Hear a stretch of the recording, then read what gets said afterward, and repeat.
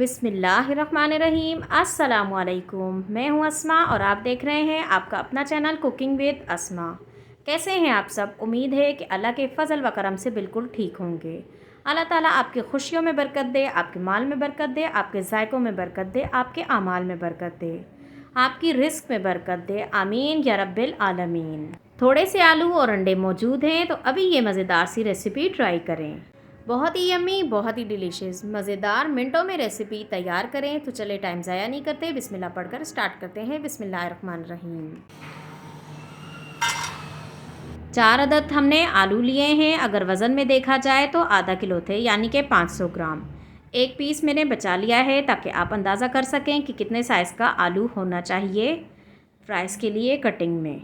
और इन्हें हमने फ्राइज़ की शेप दी है, आप कोई और भी दे सकते हैं। अब इसमें कुछ चीज़ें डालेंगे जिससे ये क्रिस्पी और मज़ेदार बनेंगे। आधा कप हमने मैदा ले लिया है और आधा कप ही हम इसमें बेसन का ऐड करेंगे।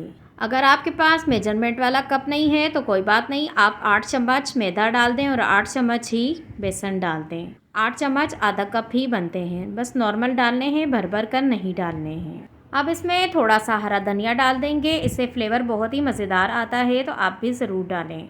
और 2 अदद हमने इसमें अंडे डाल देने हैं। अंडे डालने के बाद हमने इसमें कुछ स्पाइसेस ऐड करने हैं और स्पाइसेस में 1 चाय की चम्मच लाल मिर्च पाउडर, आधी चाय की चम्मच हल्दी पाउडर, 1 चाय का चम्मच हमने नमक ऐड कर देना है। नमक मिर्च आप अपने टेस्ट के हिसाब से डाल सकते हैं, मेरे हिसाब से ये परफेक्ट मसाला है।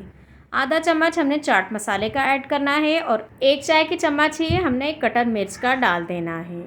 अब इन तमाम चीज़ों को हमने अच्छे से मिक्स कर देना है, बहुत ही अच्छे से मिक्स करना है ताकि कोई भी आलू ना रहे जिस पर मसाला ना लगा हुआ हो। तमाम आलूओं पर बहुत ही अच्छे से मसाला लग जाना चाहिए। इस तरीके से हमने इसे मिक्स करना है। मेरी आप सबसे रिक्वेस्ट है कि प्लीज़ अगर वीडियो थोड़ी भी पसंद आया करे तो लाइक किया करें, शेयर किया करें फैमिली फ्रेंड्स के साथ, ताकि वो भी ये मज़ेदार और आसान सी रेसिपी से फ़ायदा उठा सकें। और चैनल पर नए हो तो सब्सक्राइब भी कर दिया करें, जिसके लिए थैंक यू सो मच। और बेल आइकन के बटन को भी लाजमी दबाया करें ताकि मेरी हर नए आने वाली वीडियो का नोटिफिकेशन आपको सबसे पहले मिले। बारिश का मौसम है और मक्खियों ने बहुत ज़्यादा तंग किया हुआ है। क्या आपके साथ भी ऐसा ही होता है? स्प्रे करने से भी नहीं जाती। आलू को हमने बहुत ही अच्छे से मसाला लगा दिया है। चलें अब हम स्टार्ट करते हैं फ्राई करना। मसाला तो आलू को हमने लगा दिया है, लेकिन अभी आपने कहीं नहीं जाना, क्योंकि मैं आपको सही और परफेक्ट तरीका बताऊंगी कि किस तरीके से आलू क्रिस्पी और मज़ेदार बन सकते हैं। तो चलें स्टार्ट करते हैं। तेल हमारा गरम हो चुका है, लेकिन तेल को हमने बहुत ज़्यादा गरम नहीं करना। एक आलू का पीस हमने उठाना है और चेक करना है कि तेल हमारा कितना गरम है। और तेल हमारा बहुत ज़्यादा गरम नहीं है, यानी कि हमें बहुत ज़्यादा खोलता हुआ तेल नहीं चाहिए, बल्कि हमने नॉर्मल तेल में ही आलू को डालना है। अगर बहुत ज़्यादा गरम तेल में डालेंगे तो इस तरीके से क्रिस्पी भी नहीं बनेंगे और मज़ेदार भी नहीं होंगे और कच्चे भी अंदर से रह जाएंगे। आलू को हमने एक एक करके ही डालना है, सारे अगर इकट्ठे डाल देंगे तो वो आपस में चिपक जाएंगे, इसीलिए एक एक ही डालना ज़रूरी है। आपने भी एक एक करके ही डालना है, जैसे कि मैं एक एक ही डाल रही हूँ। आलूओं को डालने के बाद हमने कम से कम 2 से 3 मिनट तक इन्हें टच नहीं करना है और उसके बाद ही हमने इसे टच करना है, यानी कि इन्हें पलटना है।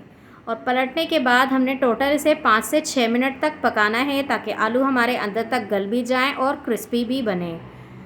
और चूल्हे को हमने इस टाइम पर मीडियम रखना है। किस टाइम पर हम तेज़ करेंगे ये हम आगे देखेंगे। आलूओं को 4-5 मिनट पकाने के बाद हमने चूल्हे को फुल तेज़ कर देना है और तेज़ चूल्हे पर हमने 1 आधा मिनट पकाना है, ताकि जो एक्स्ट्रा तेल है वो भी निकल जाए और आलू क्रिस्पी भी हो जाए। एक तरीका ये होता है आलूओं को क्रिस्पी करने का और तेल निकालने का। आलूओं पर बहुत ही प्यारा और गोल्डन ब्राउन कलर आ चुका है, बस हमने इतनी देर ही इन्हें पकाना था। अब हमने निकाल देने हैं और देखिए कितने ज़बरदस्त और क्रिस्पी हमारे फ्राइज़ तैयार हुए हैं।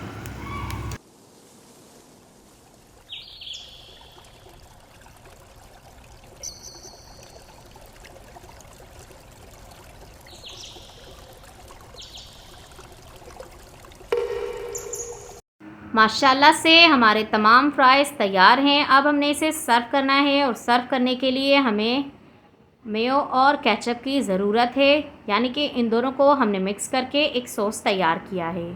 जो चीज़ आपको ज़्यादा पसंद हो वो आपने ज़्यादा मिक़दार में डालनी है और जो कम पसंद हो वो कम मिक़दार में आपने डालनी है, यानी केचप और मेयो।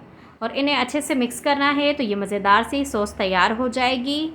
बहुत ही आसान है इसे बनाना। देखिए फ्राइज़ हमारे कितने ज़बरदस्त से गल गए हैं और बहुत ही मज़ेदार भी बने हैं और क्रिस्पी भी। आपने एक बार तो ज़रूर ट्राई करने हैं, इंशाल्लाह आपको बहुत ही पसंद आएंगे।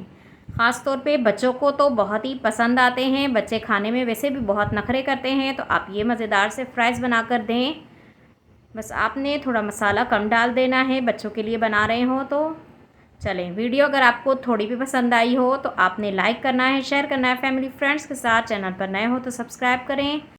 मेरी दिल से दुआ है कि आप सब जहाँ भी रहें हंसते रहें, मुस्कुराते रहें, अपना और अपने वालिदैन का भी ख्याल रखें और मेरे साथ इसी तरह जुड़े रहें। मुझे भी दुआओं में याद रखें। चलें, इजाज़त दें, चलती हूँ, फिर मिलूँगी इंशाल्लाह एक नई वीडियो के साथ। अल्लाह हाफ़िज़।